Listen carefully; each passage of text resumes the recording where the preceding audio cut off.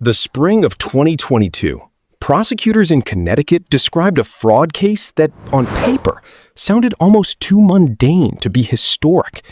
No forged signatures on million-dollar wire transfers, no secret offshore accounts, just laptops, iPads, cameras, ordinary office electronics ordered again and again, year after year, until the total loss reached over $40 million.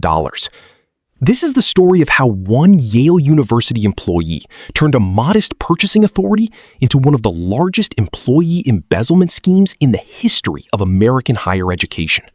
The person at the center of this case was Jamie Petrone, later known in court documents as Jamie Petrone Codrington.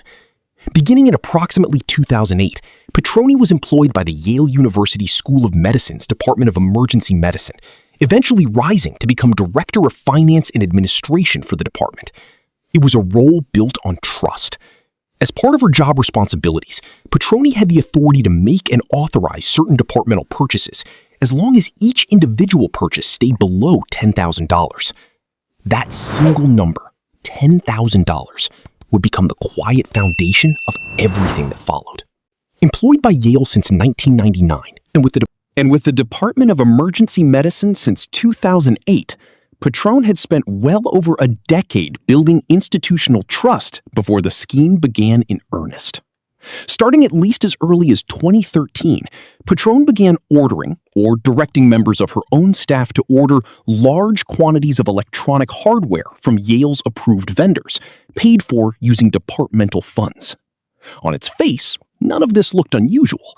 Medical departments regularly purchase computers, tablets, and imaging equipment to support research and clinical work. The orders blended seamlessly into the ordinary rhythm of institutional spending. But the equipment being ordered wasn't going where it was supposed to. Petrone arranged for the stolen hardware to be shipped directly to an out-of-state business, which resold the equipment to its own customers and paid Petrone by wiring funds into an account belonging to a company in which she was a principal. The scheme had a name for its cover story, too. According to prosecutors, Petrone would tell those she worked with that she was able to access educational discounts and overstock supplies of electronics through her Yale affiliation, a plausible-sounding explanation that discouraged the kind of scrutiny that might have exposed her earlier. The mechanics of the fraud depended entirely on staying beneath the university's own internal safeguards.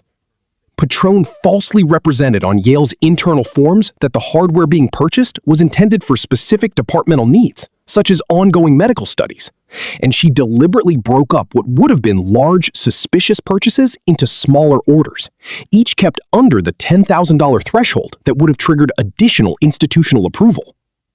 For years, the scheme operated with almost no visible resistance.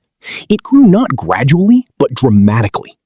While the fraud began as early as 2013, investigators later determined that nearly $25.5 million of the total $40 million stolen occurred between the 2019 and 2022 fiscal years alone, meaning the final years of the scheme accounted for the overwhelming majority of the loss. In just a few months during the summer of 2021, the scale became almost brazen. Between May and August of that year, Petrone ordered approximately $2.1 million in computer equipment using Yale funds, an amount law enforcement would later scrutinize closely to determine how much of it represented legitimate departmental need. The proceeds didn't sit untouched. Petrone used the money for personal expenses that included expensive cars, real estate, and travel, including 3 properties in Connecticut that she owned or co-owned. In total, she is believed to have spent more than $20 million of the stolen funds, with over $4 million going toward travel, nearly $4 million spent on entertainment, and over $2.5 million spent on retail purchases. It was not the profile of someone hoarding stolen wealth in secrecy. It was the profile of someone who had, over the better part of a decade, built an entire second lifestyle, funded almost invisibly by her employer. The unraveling began in 2021, when internal financial irregularities eventually caught the attention of investigators. In a statement provided to law enforcement in August of that year, Petrone admitted to have carried out the scheme for several years and estimated that approximately 90% of her computer-related purchases had been fraudulent. That admission gave federal investigators the foothold they needed to build a formal case, tracing purchase orders, shipping records, and financial transfers back through nearly a decade of activity. Petrone was arrested in September 2021, according to university officials, bringing an abrupt end to a scheme that had operated undisturbed for the better part of 13 years within one of the most prestigious academic medical institutions in the country.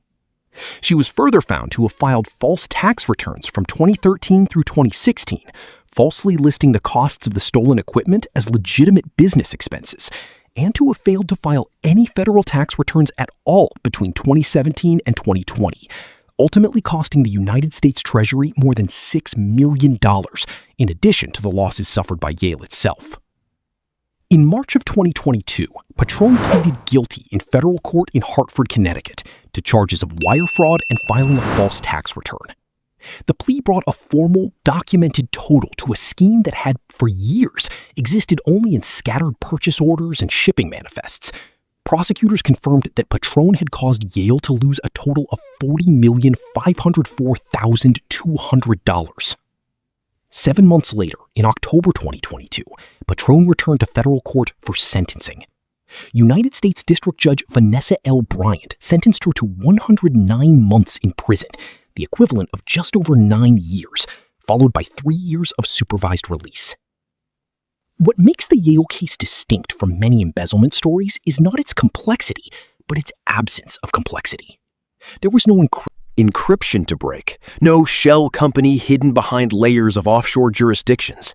The scheme worked because it exploited something far simpler and far harder to fully safeguard against: the everyday trust an institution places in a long-tenured employee, whose job is, quite literally, to manage its money.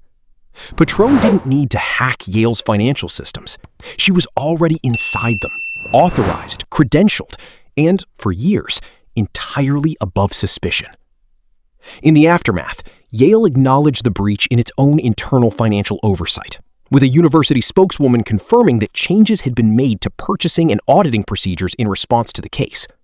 But for an institution built on centuries of accumulated trust and reputation, the more lasting damage was reputational.